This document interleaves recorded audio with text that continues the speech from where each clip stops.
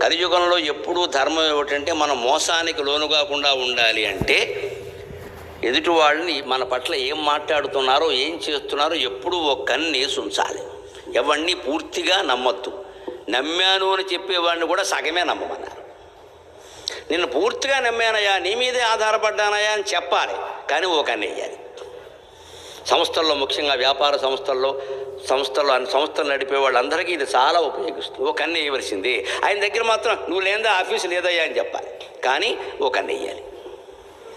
ఎందుకంటే ఈ నువ్వు లేనిదే ఆఫీసు లేదన్న మాట వల్ల ఆయన సక్రమంగా పనిచేస్తాడు అనుకుంటాం, పెత్తనం చేసేస్తాడు. వేరే ఈయనకేం తెలియదులే అనుకుంటాడు. ఆయన వేరే రకంగా మొదలెట్టేస్తాడు. అవసరమైతే ఇందులోంచి కొంతమంది లాక్కెళ్ళిపోయి వేరే సంస్థ పెట్టేస్తాడు. అక్కడ అసలు పెట్టిన వాళ్ళని చాలామందిని చూస్తున్నాం. మరి ఈ మోసం జరగకుండా ఉండాలంటే నువ్వే జాగ్రత్త పడాలి.